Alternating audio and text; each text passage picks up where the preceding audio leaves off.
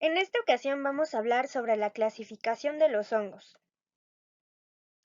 En los esquemas antiguos de clasificación, los hongos siempre eran agrupados junto con las plantas, esto por las semejanzas en su morfología y por considerarlos seres inmóviles al igual que la mayoría de las plantas. Haeckel propone que los hongos sigan agrupados en las plantas junto con los líquenes, mientras que agrupa algunos fungoides que él estudió, como los myxomicetes, en el reino protista. En la clasificación de Copeland tenemos que los hongos ya no se ponen en el reino de las plantas, que es el metafita, sino que ahora se colocan en el reino protoctista, pero todavía siguen combinados muchos grupos de hongos con grupos de fungoides. Fue hasta el esquema de clasificación de los 5 reinos de Whittaker que los hongos se agrupan en un reino aparte. Ahí ya existía el reino Plantae, el reino Animalia, el Protista, el Monera y por primera vez el reino Fungi. Esta clasificación se hizo basado en el modo de nutrición de los organismos. Las plantas, algunas algas y cianobacterias que tienen un modo de nutrición por fotosíntesis, los hongos por absorción y los animales por ingestión. Aunque hay que notar que en el reino fungi se seguían colocando a muchos grupos de fungoides. En la clasificación de Margulis y Schwartz, los hongos siguen manteniéndose en un reino aparte, en el reino fungi, pero se les coloca relacionados con los animales y no con las plantas como en clasificaciones anteriores. Alexopoulos propone una clasificación donde los hongos siguen siendo un reino aparte relacionado con los animales y se propone al menos 4 grupos: Basidiomycetes, Ascomycetes, Zygomycetes y los Chytridios. Mientras que en azul podemos ver que están varios grupos de fungoides, tanto acuáticos como mucilaginosos. En el árbol de la vida de Woos, tenemos que los hongos están en el reino fungi, relacionados a los animales, y los fungoides mucilaginosos ya están totalmente aparte. En una clasificación de los eucariontes de Baldauf en 2003, se propone que existen 8 supergrupos de estos organismos y los hongos y los animales están en el supergrupo de los opistocontos, mientras que en rojo podemos ver que los fungoides mucilaginosos y los acuáticos están repartidos en otros 3 supergrupos. En la clasificación de Deacon de 2006, en el reino fungi se propone que hay 5 phylum, incluyendo Chytridiomycota, Zygomycota, Glomeromycota, Ascomycota y Basidiomycota, mientras que los fungoides acuáticos son agrupados en el reino Stramenopila y los fungoides mucilaginosos en otros fila aparte. En 2011, Moore propone una clasificación para los hongos que incluye 7 filas: Chytridiomycota, Blastocladiomycota, Neocalimastigomycota, Microsporidia, Glomeromycota, Asco y Basidiomycota. En el 2015, Ruggiero y colaboradores hacen una clasificación de los eucariontes y proponen que en el reino fungi nuevamente haya solamente 5 filas, que son los mismos que propone Deacon: Asco, Basidio, Chytridio, Glomero y Zygomycota. Las clasificaciones anteriores solo tomaban en cuenta las semejanzas morfológicas de los grupos de hongos para agruparlos.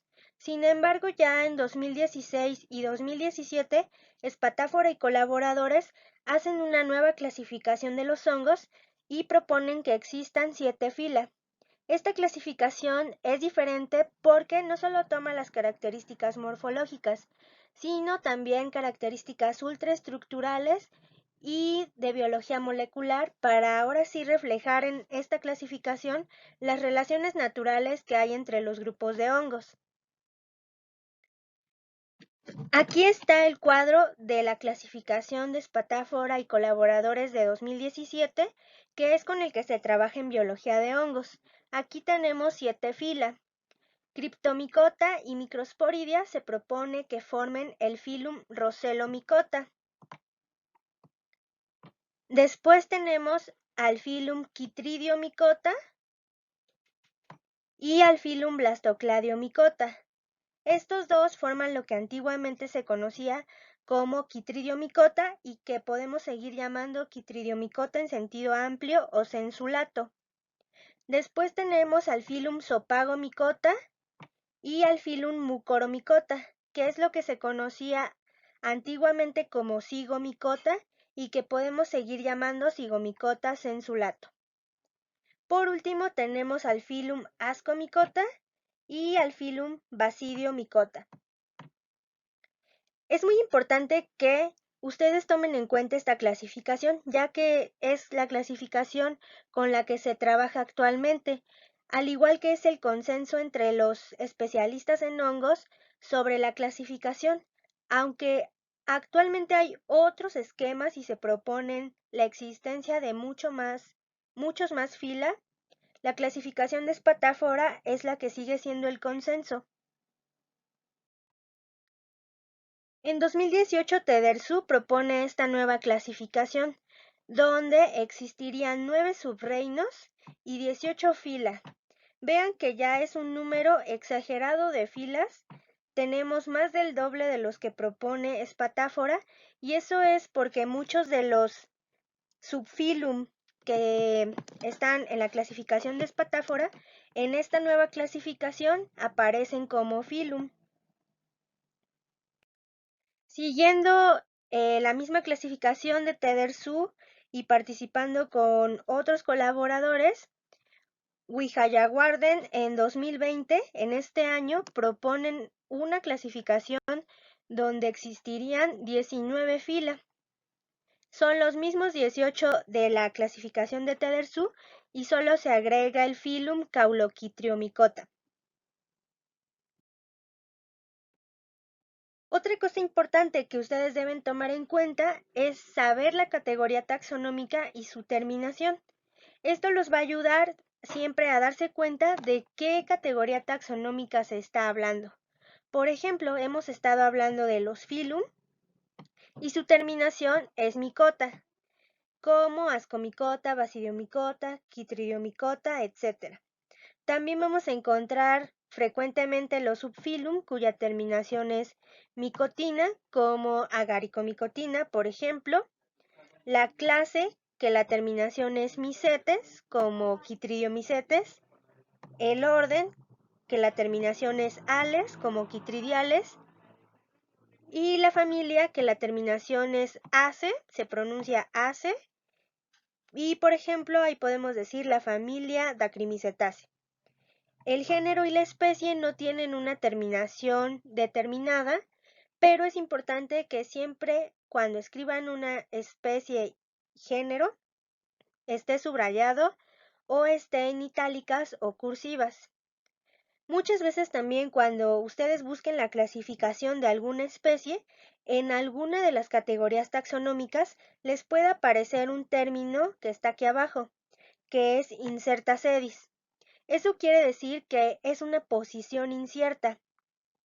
O sea que, por ejemplo, si buscan alguna especie y digamos que en orden aquí aparece incerta sedis, eso querría decir que esa especie de hongo todavía no ha sido colocada en un orden en particular.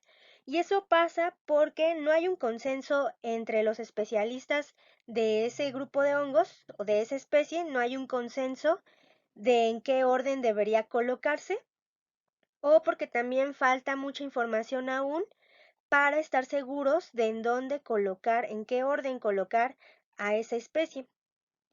Tenemos para saber toda esta información sobre la clasificación una página que es el Index Fungorum, donde participan muchos micólogos y donde se actualiza la información sobre la clasificación taxonómica de las especies.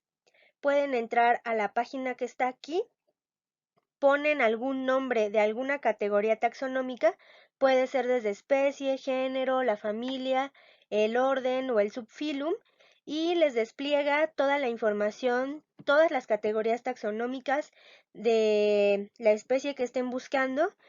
En azul aparece el nombre de lo que están buscando, le dan clic y se despliega toda la información. También puede aparecer ahí la persona que describió por primera vez esa especie y el trabajo donde se describió por primera vez. A veces en verde aparece el nombre actual, si es que esa especie en particular ya se actualizó el nombre va a aparecer en verde. Y pues es importante que sepan manejar esta página y hacer búsquedas para estar seguros de la clasificación y de los nombres actuales. Y eso sería todo sobre la clasificación de los hongos.